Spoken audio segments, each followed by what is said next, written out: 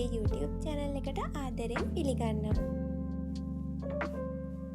ඉතින් මගේ channel එකත් එක්ක දිගටම ඉන්න ඔයාලා නම් දන්නවා මම මගේ channel එකෙන් මොනවද අරගෙන එන්නේ කියලා. ඒ වුණාට අලුතින් අපිත් එක්ක එකතු වුණු යාළුවන්ට මම කියන්නම් මගේ channel එකේ මොකද වෙන්නේ කියලා. මගේ Simply Girl YouTube channel එකත් එක්ක එකතු වෙලා ඉන්න ඔයාලට ඔයාලගේ සම ලස්සන කරගන්න, ඒ වගේම කොණ්ඩේ දිග කරගන්න, ඒ වගේම බර අඩු කරගන්න, ඒ වගේ වැදගත් වෙන වීඩියෝස් තමයි මම අරගෙන එන්නේ. ඉතින් ඔයාලට මම දැනට දාලා තියෙන වීඩියෝස් මොනවාද කියලා බලා ගන්න ඕනේ නම් YouTube එකේ search bar එකේ Simply Girl යන්න සඳහන් කරලා ඔයාලට අවශ්‍ය වීඩියෝ එක මොකක්ද කියලා සඳහන් කරලා search කරන්න. එතකොට මම දැනටමත් ඒ වීඩියෝ එක දාලා තියෙනවා නම් ඔයාලට බලා ගන්න පුළුවන්.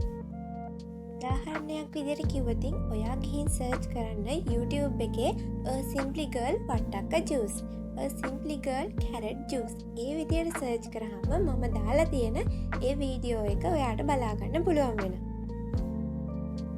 ඉතින් මම අද ඔයාලත් එක්ක share කරගන්න යන්නේ මම ගෙදරදීම කොණ්ඩේට කරපු එක සත්කාරයක් ගැන. මේ සත්කාරයට ඕනි කරන්නේ මුරුංග කොළ. ඒ වගේම ඔයාලට මේකට බිත්තරයකුත් ගන්න පුළුවන්. බිත්තර කියන්නේ අපේ කොණ්ඩේට හොඳ පෝෂණයක් දෙන දෙයක්නේ. ඊට අමතරව මම මේ සඳහා තෝරගත්තා මුගුණු වැන්න කොළ.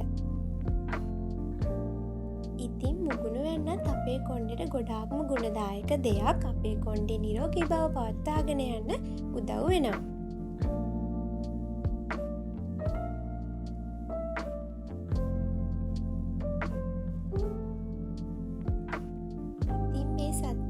කරන්න මම මුරුංග කොළ ගත්තා, ඒ වගේම මුගුණු වැන්න කොළ ගත්තා.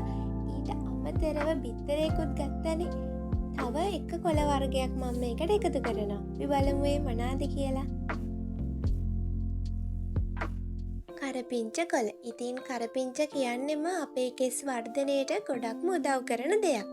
ඉතින් කරපිංච වලින් තෙල් එකක් හදාගන්න විදියත් මම මගේ YouTube channel එකේ දාලා තියෙනවා. එයාට ගිහින් Simply Girl YouTube channel එකේ search කරලා බලන්න පුළුවන් කරපිංච වලින් hair oil එකක් හදාගන්නේ කොහොමද කියලා. ඒ වීඩියෝ එකේ link එක මම description එකේ දාලා තියන්නම්. ඔයාලට අවශ්‍ය නම් ඒ වීඩියෝ එකත් බලන්න. ඉතින් අපි කොණ්ඩේ වවා ගන්න මේ වගේ සත්කාර කරනවා වගේම අපේ ආහාර රටාව ගැනත් හිතන්න ඕනේ. අපිට දෛනිකව අවශ්‍ය වෙන විටමින් වර්ග ඒ වගේ පෝෂණ සංඝටක අපි අනිවාර්යයෙන්ම ලබා ගන්න ඕනේ. මම අනිවාර්යයෙන්ම ඔයාලට ඒ වගේ වීඩියෝ එකකුත් ඊළඟට අරගෙන එන්නම්. මේ සත්කාර කරද්දී අපි ගන්නේ කොළ ද්‍රව්‍ය ඒ වගේ අමුද්‍රව්‍ය තියෙනවනේ. ඒ හැමදේම පිරිසිදුවට ගන්න වග බලා ගන්න ඕනේ. මොකද අපි කොණ්ඩේට කරන සත්කාරයක්නේ. ඒ දේවල් හොඳට සෝදලා ඒ විදියට අපි අරගන්න ඕනේ.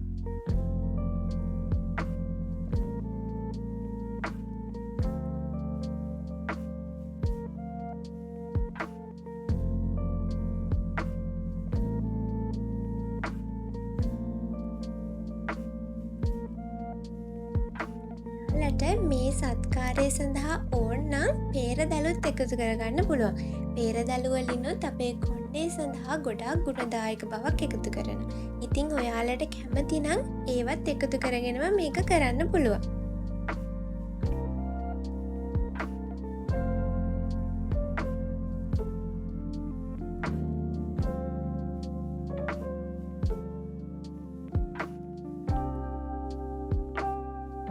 මේ විදියට එකතු කරගත්ත පිරිසිදු කරලා අපි එකතු කරගත්ත කොළ ටික තියෙනවනේ. ඒ ටික අපි බ්ලෙන්ඩ් කරගන්න තමයි යන්නේ.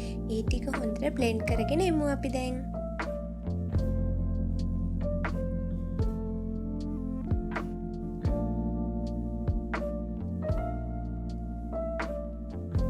ඔයාලට දැන් ඔය පේන්නේ මම ඒ කොළ ටික බ්ලෙන්ඩ් කරගෙන.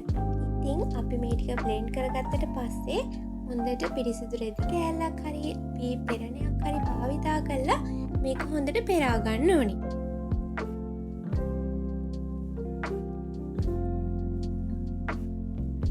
ඔයාලට කැමති නම් මේක පෙරන්නැතුව ගන්නත් පුළුවන්. ඉතිං පෙරන්නැතුව ගෑවහම මොකද වෙන්නේ කියලා ඔයාලා දන්නව නේද?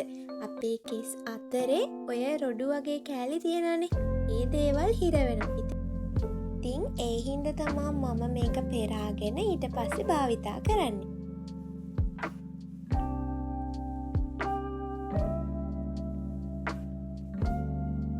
තියෙන්නේ මං ඒ ටික පෙරාගෙන බිත්තරයකුත් එකතු කරලා තමා. ඉතින් ඔයාලටත් පුළුවන් මේ විදියට කොළ ටික බ්ලෙන්ඩ් කරලා පෙරණයකින් හෝ රෙදි කඩකින් පෙරාගන්නත් පුළුවන් ඔයාලට. මේ විදියට කරලා බිත්තරයකුත් එකතු කරලම ඔයාලගේ ඔළුවේ ගන්න මේක. ගාලා විනාඩි 20ක් විනාඩි 30ක් විතර ඉඳලා ඔයාට නාන්න පුළුවන්. හැමදාමත් මගේ channel එකත් එක්ක එකතු වෙලා ඉන්න ඔයාලා හැමෝටම ගොඩාක් ස්තුතියි. ඉතින් මේ වගේ වැදගත් වීඩියෝස් අරගෙන එන්න